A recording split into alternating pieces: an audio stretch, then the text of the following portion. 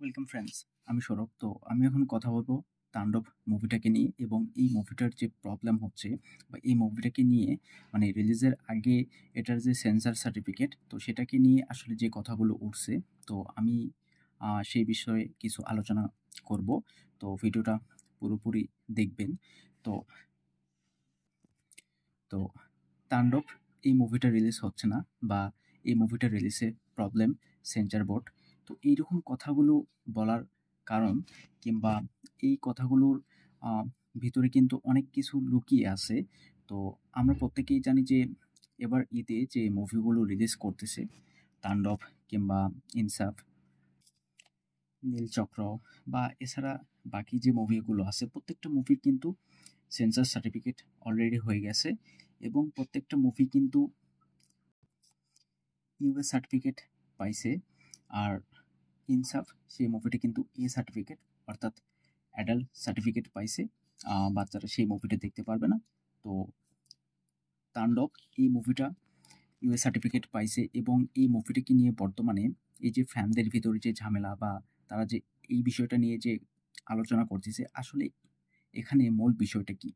তো আমি যদি বলি তাণ্ডব এই মুভিটার সেন্সর সার্টিফিকেট হয়েছে, তবে সেন্সরে যে মুভিটা দেখানো হয়েছে সেই মুভিটি কিন্তু হলে বসে দর্শক দেখতে পাবে না এবং যার কারণে আমি বলতেছি তাণ্ডব এই মুভিটা মানে অরিজিনাল যে ভার্সন সেই মুভিটা কিন্তু দর্শক দেখতে পাবে না, যার কারণে তাণ্ডব এই মুভিটা রিলিজে বাধা হচ্ছে সেন্সর বোর্ড। তো তাণ্ডব এই মুভিটা 2 ঘন্টা 9 মিনিট 52 সেকেন্ডের একটা মুভি হবে এবং এতটুকুই কিন্তু সেন্সর সার্টিফিকেট দেওয়া হয়েছে।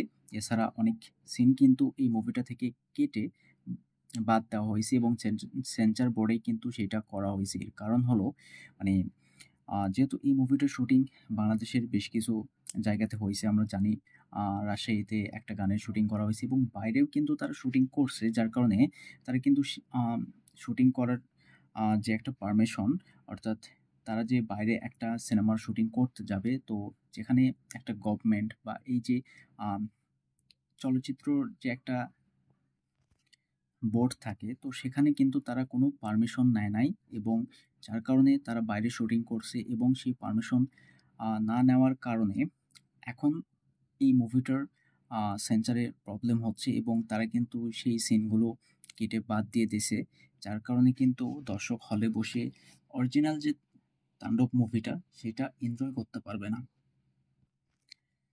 তো এটা আসলে শাকিব ফ্যান যারা আছে বা সাকিবিয়ান যারা আছে, তো তাদের কাছে একটা দুঃখের বিষয় আমি বলতে পারি। এবং যেহেতু মুভিটার রান টাইম অনেকটাই কমে গেছে, তো যার কারণে এই মুভিটি কিন্তু আরও বেশি শো পাবে এবং ইউএস সার্টিফিকেট হয়েছে, তো ও ফুল ফ্যামিলি নিয়ে দর্শক কিন্তু হলে গিয়ে এই মুভিটা এনজয় করতে পারবে। এটি কিন্তু মুভিটা একটা পজিটিভ দিক।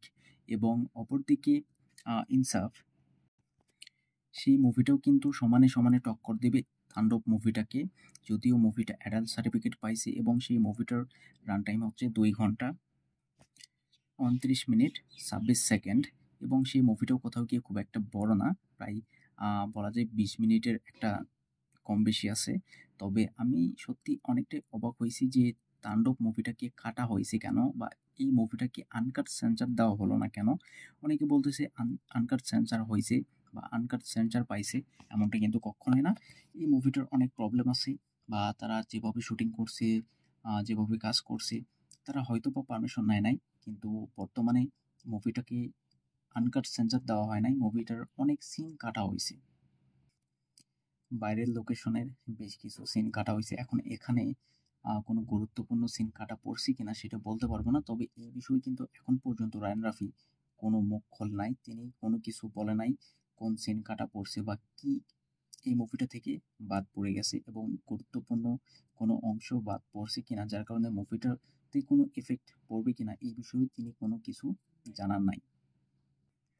তো আমি আশা রাখবো তিনি অন ক্যামেরাতে আসুক এবং দর্শকদের জানাক যে এই মুভিটার তেমন কোনো গুরুত্বপূর্ণ সিন কাটা পড়ে নাই, যেটা পড়ছে তার কারণে কোনো প্রবলেম হবে না এবং পরবর্তীতে যখন মুভিটা ওটিটিতে রিলিজ করা হবে তখন এটার যে আনকাট ভার্সন সেটাই যেন রিলিজ করা হয় এবং হয়তোবা 6 মাস পরে হলেও দর্শক এটার আনকাট ভার্সন দেখতে পাবে, যেটা আমরা পুষ্পাতে দেখছি। পুষ্পার বেশ কিছু সিন মানে পরের পর তারা কিন্তু অ্যাড করছে এবং সেইভাবেই কিন্তু মুভিটা তারা ওটিটিতে নিয়ে আসছে। যার কারণে অডিয়েন্স কিন্তু নতুন করে সেই মুভিটা দেখার জন্য আগ্রহ দেখাইছে এবং হিউজ অডিয়েন্স কিন্তু 'পুষ্পা 2' মুভিটা দেখছিল।